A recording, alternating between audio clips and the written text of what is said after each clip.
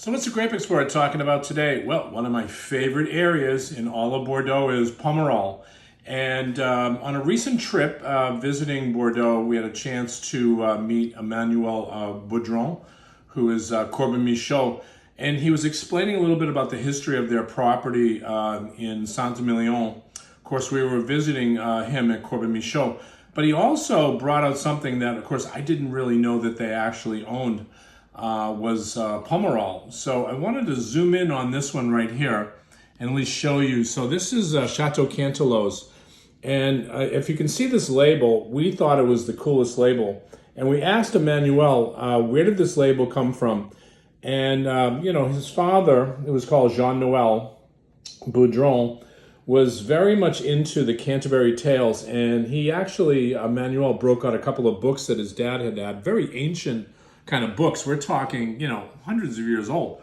And we thought they were really cool, but, just to give a shout out, Jean Noel passed away, and we were just told by Emmanuel, so we wanted to give at least our condolences to the family. A great man of vision who, obviously, took his family's business to the next level to create what we feel is one of the iconic vintage wines in all of Saint-Emilion.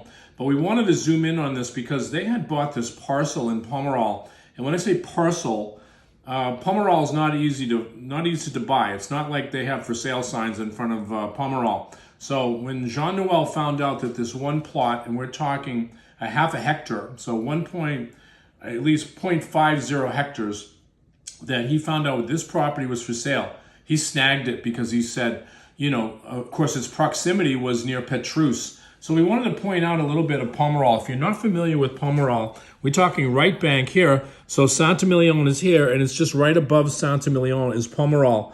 And Pomerol is very, very tiny. If you've never had a chance to come to this part of France, when you're in Saint-Emilion, it's only not even a 10 or 15 minute drive, but it's so tiny that all of a sudden you're driving and you're in and out of Pomerol very quickly.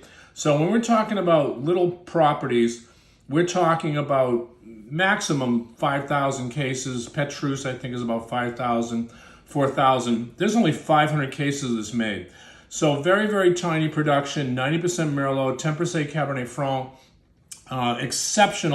exceptional wines. And when you try Pomerol, which I love and adore Pomerol, you get a lot of different nuances from Merlot that you do not get in Saint-Emilion. You get flowers and you get all sorts of dried fruits. And also the soil composition here is clay. So you get that clay, which is really a predominant note coming right out of the wines. These are beautiful wines, by the way. So just to let you know that we did secure some of this wine, which is very, very small production. But just want to give a little bit of a shout out to Emmanuel.